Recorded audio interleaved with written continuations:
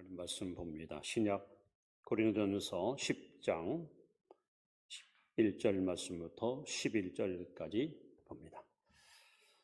신약 성경 273면입니다. 고린도전서 10장 1절부터 11절 말씀 교독합니다. 형제들아, 나는 너희가 알지 못하기를 원하지 아니하노니 우리 조상들이 다 구름 아래에 있고 바다 가운데로 지나며 다 같은 신령한 음식을 먹으며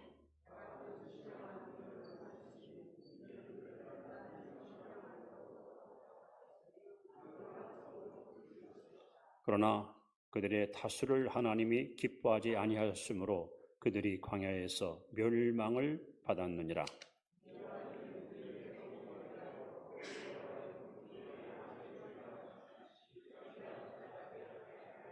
그들 가운데 어떤 사람들과 같이 너희는 우상 숭배하는 자가 되지 말라. 기록된 바 백성이 앉아서 먹고 마시며 일어나서 뛰는다 함과 같으니라.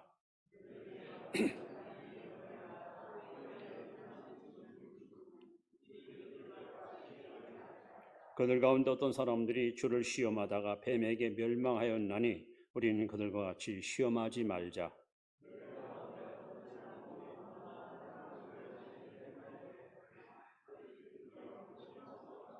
같이 봅니다. 그들에게 일어난 이런 일은 본보기가 되고 또한 말씀을 만난 우리를 깨우치기 위하여 기록되었느니라. 아멘. 옆에 분에게 항상 성령 충만하시 바랍니다. 하나 더 합니다. 실물이 훨씬 더 아름답습니다.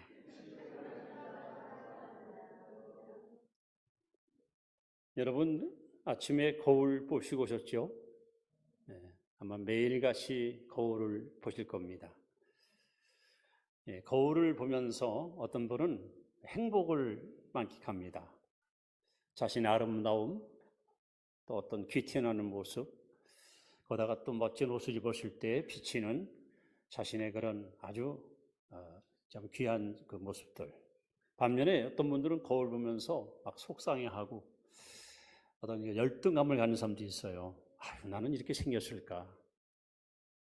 난 아무리 가꾸어도 이쁘긴 글렀나 보다. 참 이 거울을 통해서 우리는 참 많은 것을 깨닫게 되고 또 배우게 됩니다. 아마 여러분들이 앞으로 또 살아가면서 매일매일 거울을 보면서 살 겁니다. 거울을 봐야 나의 또 더러운 것도 알게 되고 또 잘못된 부분도 고치게 되고. 그런데 이보다 더 중요한 것은 역사의 거울을 우리가 올바르게 볼 필요가 있습니다. 역사의 거울. 오늘은 꼭 73년 전 1950년 6월 25일 새벽 4시 반에 이 땅에 동족 상장의 무서운 6.25 전쟁이 반발한 날입니다. 잠언서에 보시면 14장 34절에 공의는 백성을 영화롭게 하고 죄는 백성을 욕되게 하느니라. 여러분, 이 땅에 공의가 강같이 흐를 때 백성은 영광스러운 민족으로 살 수 있지만 죄가 만연하면 사람들의 마음은 우둔해지고 결국 악 때문에 패망을 자초하는 것이 죄의 무서운 결과입니다. 역사를 잊은 민족에게 미래는 없다라는 말을 단체 신재호 선생님이 말씀했습니다. 역사학자고 언론가였던 그분의 말은 많은 것을 우리에게 시사하고 있습니다. 오늘 특별히 호구회다를 보내면서 역사의 거울이라는 제목을 가지고 오늘 본문을 통해서 우리가 우리 민족과 앞으로의 우리의 미래를 다시 한번 되돌아보는 시간 됐으면 하는 그런 바람에서 이 말씀을 증거하려고 합니다. 지구촌의 많은 나라 가운데 하나님께서 특별히 이스라엘 민족을 지명하셨고 그 민족 속에 하나님이 직접 개입하셔서 이스라엘 역사를 하나님이 이끌어 오셨습니다. 우리가 잘 아는 것처럼 애굽에서 430년 동안 노예 생활하던 이스라엘 백성들의 탄식을 들으시고 하나님 모세를 그 땅에 보내요 민족 해방의 엑소도스의 영광을 하나님이 실현하십니다. 그야말로 430만의 자유를 얻게 되는데 그들이 억압과 고통에서 해방받은 것은 그들의 어떠한 노력이나 그들의 어떠한 능력의 소산물이 아닙니다. 바로 어린 양의 피, 어린 양의 피가 저들을 억압과 착취에서 해방을 안겨주었습니다. 다시 말하면 저와 여러분들이 어떻게 죄로부터 구원받습니까? 히브리 9장 22절에 피 흘림이 없은즉 죄 사함이 없느니라. 나의 죄를 씻기는 예수의 피밖에 없습니다. 그 피로 말미암아 우리는 속죄의 은총을 입게 되었습니다.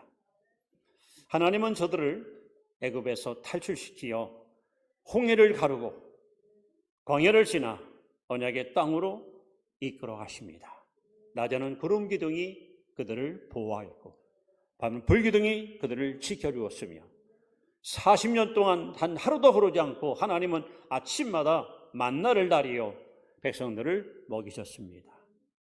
그들이 발이 부르거나 그들이 지치거나 그들이 쓰러지지 않도록 눈동자같이 지켜주었습니다. 그런데 오늘 성경은 말합니다. 그들이 이런 은혜를 입었는데 이런 축복을 받았는데 하나님 앞에 그들은 철저하게 멸망을 받고 맙니다. 그 이유를 6절에 이렇게 썼습니다. 그들이 악을 즐겨했다. 악. 다시 말하면 죄악과 어울렸다는 거죠. 그래서 오늘 본문을 보시면 이스라엘 민족이 멸망받은 4가지 죄를 여기 아주 자세하게 기억하고 있습니다. 오늘 저와 여러분들이 어느 나라든지 그 민족이 패망하는 이유는 외세의 침략보다 내부의 부패 때문에 나라가 망하는 경우가 훨씬 더 많습니다. 오늘 이 후고회달을 맞이해서 여러분 다시 한번 우리 민족을 좀 돌아보는 마음을 좀 갖게 하시고 우리 그리스도인들이 하나님 앞에 정직하게 살고 의롭게 살고 깨끗이 살아서 정말 우리 교회가 성도 여러분들이 민족의 양심이 되고 어두운 세상의 등대가 되고 이 참 혼탁한 세상의 빛이 돼서 정말 우리 민족의 운명을 우리가 잘 이끌어갈 수 있는 이런 아름다운 공동체, 바로 이 교회가 그 역할을 시행해야 된다고 저는 확신합니다. 하박국서 구약 1장 3절에 보시면 하나님은 눈이 정결하심으로 악을 참아 보지 못하신다 그랬어요. 하나님은 눈이 너무 맑으셔가지고 악을 참아 보지 못하세요. 그래서 하나님께서 이스라엘 백성들이 광야에서 하나님을 반역했던 4가지 죄를 여기 신랄하게 비판하면서 오늘 우리에게 이렇게 말씀합니다. 그들에게 일어난 이런 일, 즉 이스라엘 민족들이 패망한 그런 일들은 본보기가 되고 거울이 되고 말살만은 우리를 깨우치기 위해서 기록됐다. 여러분이 성경 읽을 때마다 이스라엘 민족들의 패망 이야기를 접할 때마다 이렇게 살면, 이렇게 악을 행하면 우리 민족도 하나님께 버림받으셨다는 사실을 여러분 기억하시고 우리는 이 땅에 사는 동안 구원받은 백성답게 빛의 자답게 죄와 상관없이 하루하루 의롭고 깨끗하고 정직한 삶을 살아갈 수 있기를 기대합니다. 자, 민족을 패망시키는 죄가 무엇일까요? 오늘 첫째 성경에 나옵니다. 우상숭배입니다. 우상숭배. 이것은 출애굽기 32장의 이야기를 배경으로 나온 말씀입니다. 해방받은 이스라엘 민족들이 광야를 지나 시내산에 도달합니다. 하나님이 모세를 산으로 부릅니다. 40일 동안 지팡이 하나 달랑 들고 산에 올라간 모세는 금식을 하며 하나님이 주시는 계명과 율법을 직접 받습니다. 하나님의 말씀이 선포되는 그 시간에 이 산 밑에 있던 백성들은 뭘 합니까? 40일 동안 산에 올라간 모세가 내려오지 않자 모세는 죽었다. 모세는 틀림없이 죽었을 거다. 그래서 모세의 형 아론을 충동지시켜서 야, 우리의 신을 만들자. 우리의 신을 직접 만들어서 우리가 그걸 섬기자.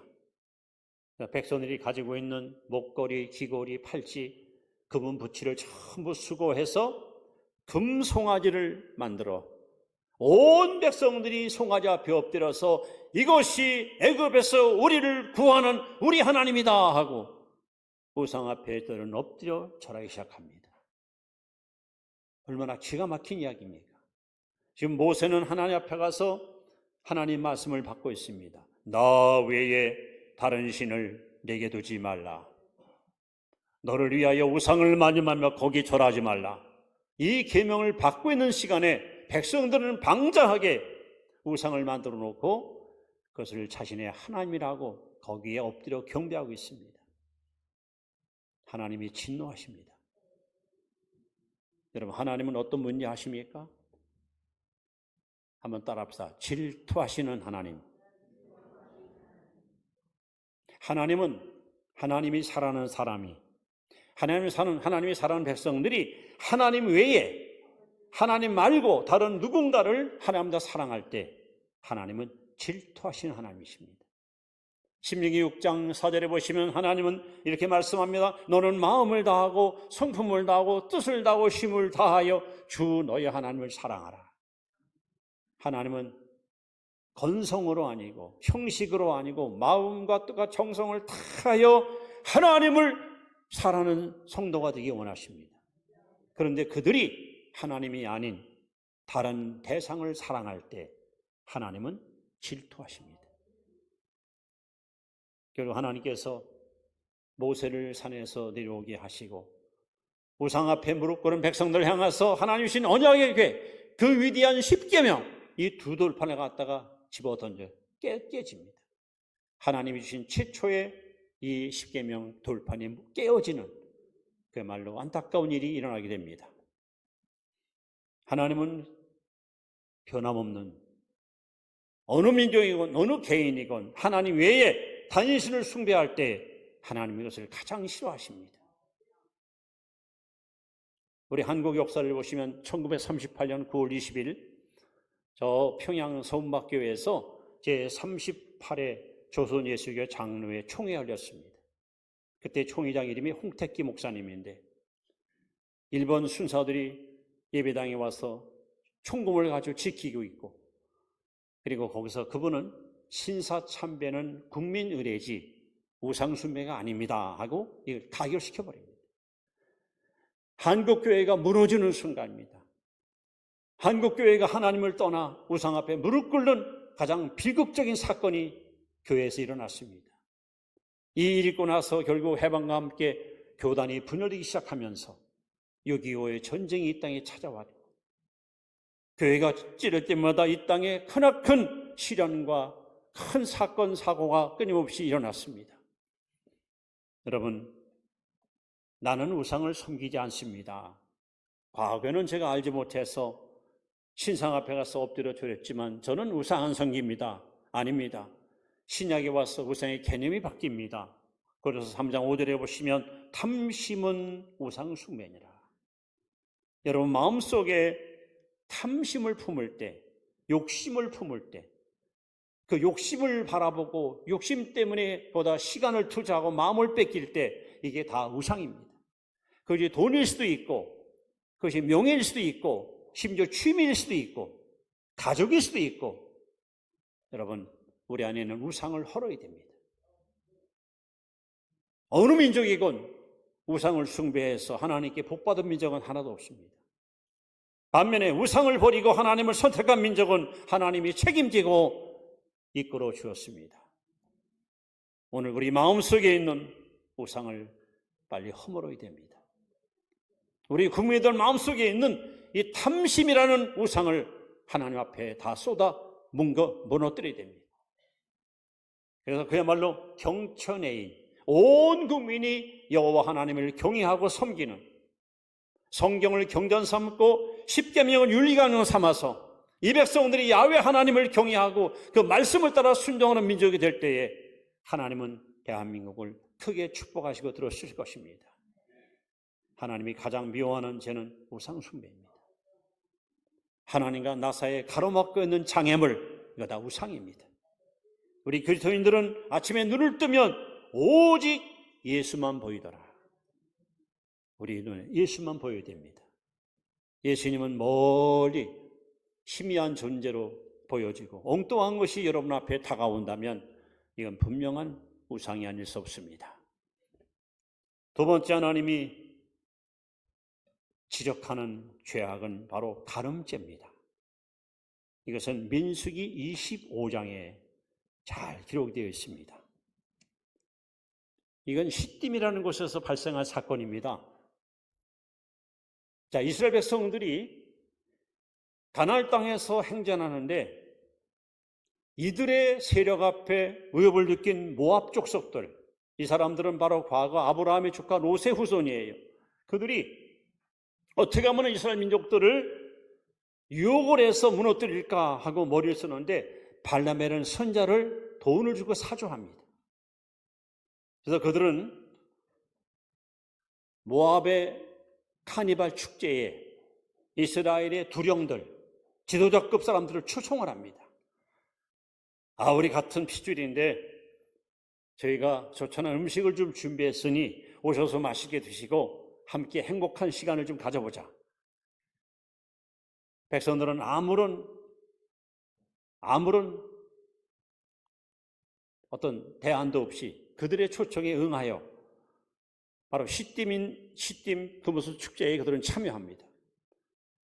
한참 술을 먹고 흥겨울 때에 신전에서 소위 차들과 악을 행하는 그 창녀들, 매춘부들이 요염한 모습으로 이 사람들을 유혹하여 많은 이스라엘 두령들이 그들과 뒤엉켜서 아주 음란한 일을 저지릅니다. 거룩하게 살아갈 하나님의 백성들이, 성별된 이스라엘 민족들이 이방 여인과 자폰하는 것, 그들과 엉켜있는 것이 그 자체가 하나님이 얼마나 여러분 사악한지요. 하나님은 진노하십니다. 그리고 이 일로 말미암아 24,000명이 연병으로 죽임을 당합니다. 여러분, 성경에 주는 준엄한 심판이 뭡니까? 노아 시대 때 왜 하나님이 온 인류를 홍수로 쓸어버렸습니까? 두 가지 죄 때문입니다. 하나는 폭행, 하나는 또 성적인 죄. 하나님의 아들들이 사람의 뜻과 마음대로 혼인하면서 하나님 앞에 음란한 일을 저지를 때 하나님은 사람 것을 탄식하시면서 내가 홍수로 다 쓸어버리겠다고 작정하시고 홍수를 통해서 온 인류를 멸망시킨 사건이 있습니다. 또 한 가지 창세기 19장의 소돔 고모라. 여기는 동성연애가 아주 문란하게 성행했었습니다. 두 천사가 롯의 가정에 저녁에 들어오실 때 누군가가 그 사실을 목격했고 한밤중에 남녀노유 수많은 무리가 몰려와 대문을 두드리며 롯을 향해서 외칩니다. 너희 집에 오늘 찾아온 그들을 내놔라. 우리가 상관하겠다. 한마디로 우리가 관객하겠다는 거죠. 롯이 앞에 나가서 만류합니다.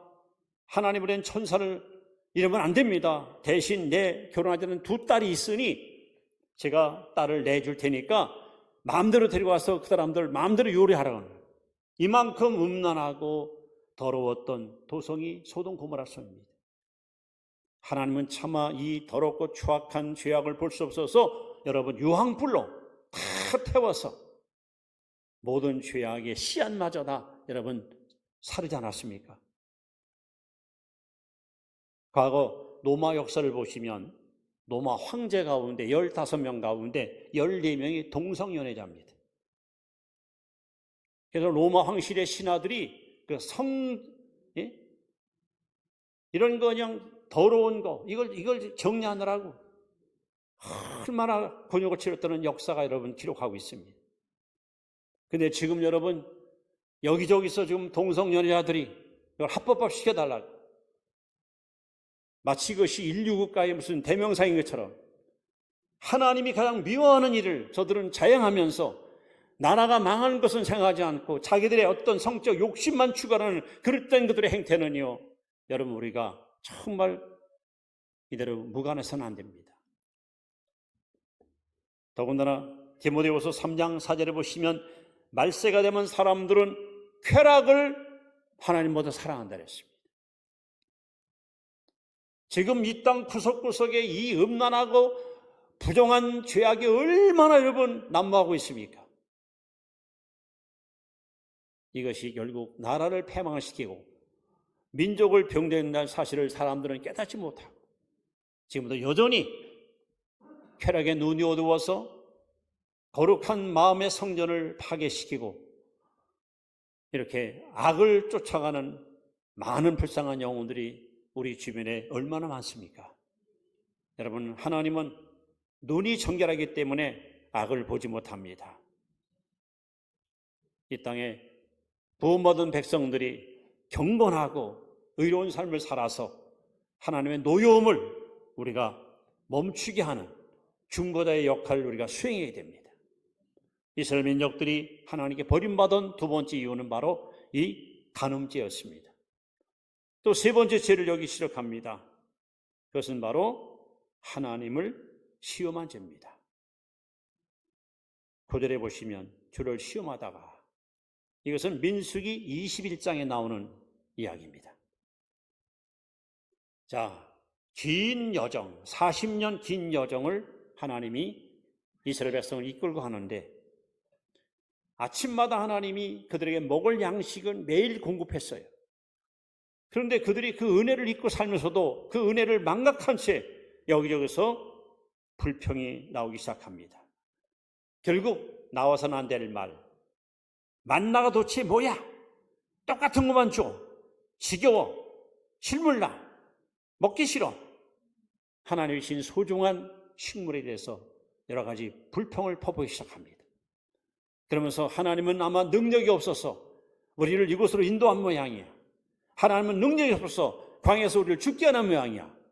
이렇게 하나님을 정면으로 시험하고 하나님의 마음을 떠보는 악단 행동을 백성들은 여기서 실행하고 있습니다.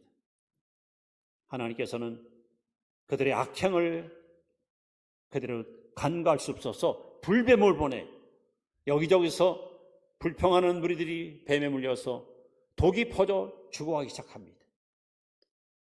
아우성 소리가 온 신영에 울려 퍼지고 살려달라고 부르짖는 그 소리를 모세가 듣고 하나님께 호소합니다. 하나님은 모세 기도를 들으사 어서 빨리 노뱀을 만들어 높은 장대에 매달아 뱀에 물린 자마다 바라보는 자는 살아나리라. 그래서 모세가 노뱀을 만들어서 높은 장대에 매달아 놓았고 불뱀에 물린 사람들이 그 뱀을 바라보는 순간 그들은 나음을 입게 됩니다. 하나님은 진노정이라도 이렇게 긍휼을 베푸시고 타락한 백성들에게 노여움보다는 자비를 베푸시는데, 훗날 이 노뱀 사건은 요한복음 3장 14절에 이렇게 예수님이 말씀합니다. 모세가 광야에서 뱀을 든 것과 같이 인자도 들려야 하리니, 바로 십자가 사건으로 이어집니다. 결국은 타락한 저와 여러분들을 하나님은 살리시기 위해서 당신의 아들을 십자가에 못 박게 하시고 그 거룩한 보혈 피로 우리의 더럽고 추한 죄를 정결하게 씻어내요. 누구든지 예수 믿는 자마다 멸망치 않고 영생 얻는 구원의 길을 열어놓았습니다. 여러분, 하나님은 우리가 섬김의 대상이지 사람들 앞에 시험받을 만한 그런 존재가 아닙니다. 우리는 엎드려 그를 경배하고 의지할 뿐이지 어찌 사람이 하나님을 함부로 평가하고 판단하고 시험할 수 있습니까? 이것은 하나님 앞에 굉장히 무례한 교만한 죄가 되는 것입니다. 마지막 네 번째 죄는 원망의 죄입니다. 원망의 죄. 이것은 민수기 16장에 잘 나와 있습니다. 고라와 다단이라는 레위 족속의 우두머리들이 모세에게 다가와서 정면으로 다 여러분 시비를 겁니다. 야, 너만 하나님의 종이냐? 우리도 하나님의 종이다. 너희들 특권을 누리고 도대체 드디어 뭔데 우두머리도 사냐 하고 모세를 막 비방합니다. 모세가 기가 막힙니다. 백성을 위해서 희생한 일밖에 없는데 그 희생에 대해서 고마운 마음을 갖지 않고 오히려 모세가 특권을 누리고 있다고 그러면서 모세를 비방하기 시작합니다. 하나님은 그들의 악행을 참아 볼 수 없어서 모세에게 찾아오십니다. 그리고 내가 저들을 다 쓸어버렸을 때 모세는 하나님께 엎드립니다. 하나님은 모세 기도를 들으셔서 그렇다면 누가 진짜 하나님이 세우신 종인지 우리가 한번 분별해 보자. 그래서 향료를 가지고 와서 하나님께 소위 그 향을 피울 때에 여기 아비당과 나단과 고라와 다단은 결국 땅이 갈라지면서 무서운 하나님의 심판으로 그들은 결국 멸망을 당하고 맙니다. 하나님 앞에 감사를 잊어버리고 원망을 퍼붓던 백성 가운데 자그마치 14,700명이 일순간에 죽음을 당하고 말았습니다. 여러분, 우리가 대한민국 국민으로서 또 천국의 시민으로서 이 땅에 사는 동안 우리가 할 일 중에 하나는 여러분 하나님과 또 지도자를 원망하지 마십시오. 우리가 흔히 사람을 만나보면요, 너무 우리 백성들이 대통령을 막 욕하고 비난하고 그건 우리가 할 도리가 아닙니다. 우리가 할 일은 뭐냐? 하나님 앞에 기도해 주는 거예요. 대통령이 하나님을 두려워하고 정직하고 공평하게 국정을 잘 이끌어서 국민 골고루가 잘 사는 나라를 이끌어갈 수 있도록 우리가 기도로 후원해 주는 거예요.